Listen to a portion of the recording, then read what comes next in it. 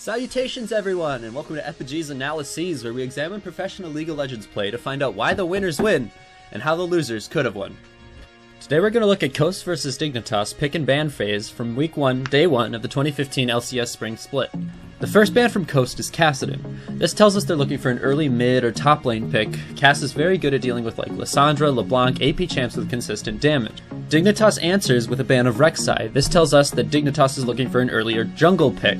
Crumbs is very well known on Jarvan IV or Rengar also, so it's very likely that they're going to pick something like that up very early in the rotation. For their second ban, Coast bans Sivir. This means that Coast isn't looking for an engage AD carry. They want an AD to bring tons of damage, and having the picks or engage come from somewhere else. They also might be banning it to avoid the enemy using On the Hunt for disengage. Kassadin is not a team fighter, so perhaps they want a team fight and try to avoid Dig getting a pick comp.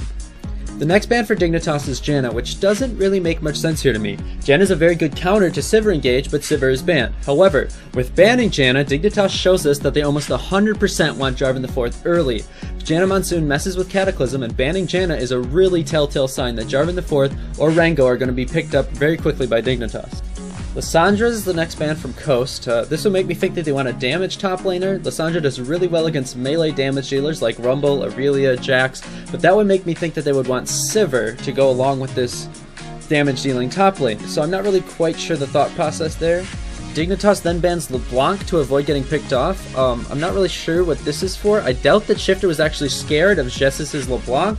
And they end up picking up Ahri later on anyway, which is pretty much the same thing as LeBlanc, just a little bit of a different lane matchup, so I'm not quite sure this ban was as effective as Dignitas wanted to be. I would have liked to see Dignitas ban Azir or Thresh here instead of LeBlanc. Dignitas is telling us they want to go in. They're looking for that all-in team fight where Dignitas can engage on their own schedule because there's no other reason that they would ban Janna. If Dignitas bans Thresh or Azir here instead of LeBlanc, it would assure that Dignitas can engage fights the way they want to.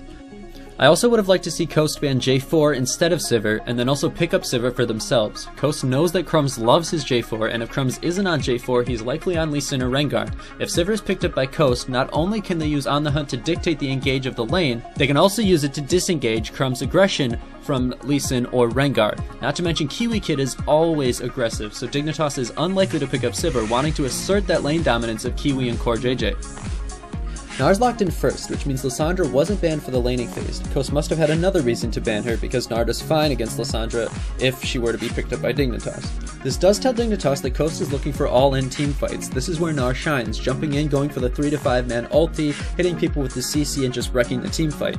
Nar's split push is pretty average, and he will lose out to most 1v1s when he inevitably doesn't have his Mega Gnar form.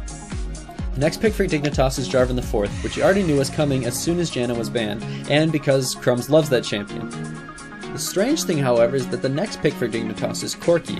This tells us that Dignitas wants the mid-game dominance of Corki damage, perhaps a high damage support as well. Zyra, Leona, Annie all have great synergy with Jarvan and Corki.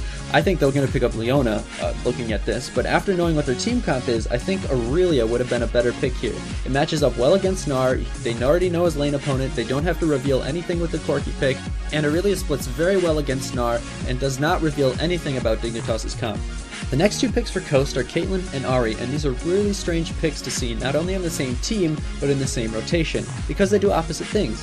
Caitlyn wants to sit in the back of a team fight and shoot people for as long as possible, while Ahri wants to charm people out of position, pick them off, and avoid fights. For example, Xerath, Ziggs, Zilean all synergize really well with Caitlyn because of their consistent team fight damage.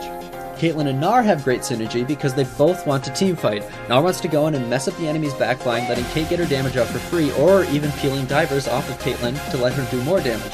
Ahri and Gnar have pretty average synergy. If Mega Gnar is up, the follow-up on a good Ahri catch can be devastating, and Gnar can also kite well, just like Ahri, with his boomerang throw and hop. Caitlyn and Ahri, however, do not synergize well because Kate is not an AD caster like Corki or Graves. She doesn't pack that much burst, so she's not going to help very much if someone does get caught with an Ahri charm. Dignitas' next pick here is Aurelia, which they should have picked up early instead of a Corki, and Annie. Dignitas completely shows their bot lane, which allows Coast to freely choose their matchup. This isn't that big a deal, but I feel if Dig had saved the Annie for last pick and the Corki for this rotation here, they might have baited Coast into picking a support that Annie can really capitalize on, such as Nami or Thresh. Really though, with Coast showing the Caitlyn pick early, Dig isn't afraid of any support plus Caitlyn. Coast later picks up Leona, which does match up well against the Corki Annie lane. The reason I wanted to see Dignitas save the Annie pick for last is it's such a crucial element of their team composition. Annie has great pick potential, which actually with some luck won in the game, as well as teamfight potential. Leona and Rengar close out the composition for Coast. The whole team comp of Coast works so much better with Sivir than with Caitlyn.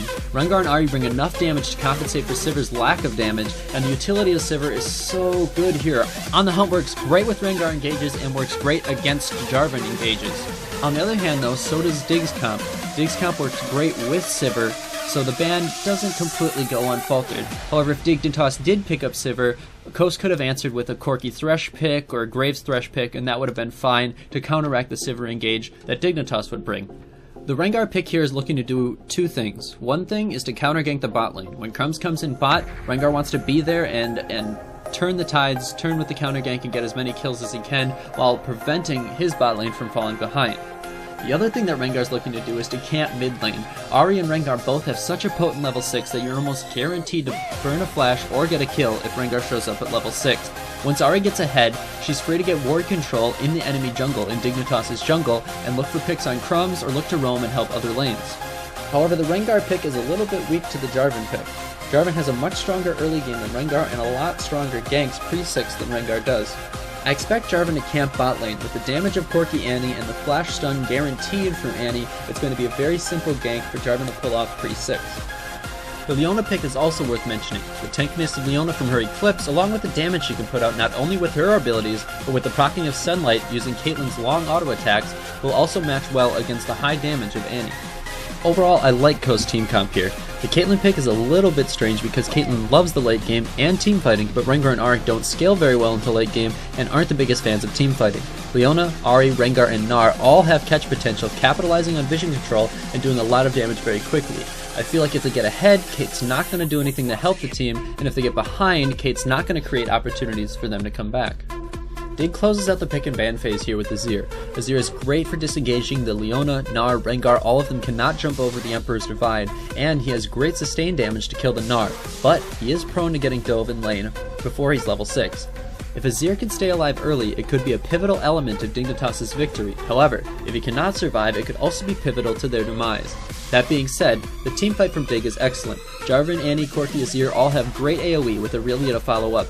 Also, Aurelia can beat Gnar in the split push game, which makes Dig's pick potential even more potent. Flash Tibbers, Flash Flag and Drag, and the Cataclysm, even some fancy Insec Azir plays can all pick off mispositioned members of Coast. Overall, I give the team comp advantage to Dignitas. Coast with the Caitlyn pick just isn't as scary as a Graves or even a Lucian, and I expect the diversity of Dignitas' team comp will shine brighter than the half pick, half team fight comp that Coast has put together. Well, that's it guys. Thanks everybody for watching. If you want to see the actual game content, click the annotation above. Otherwise, from Epigee to you, good luck and have fun.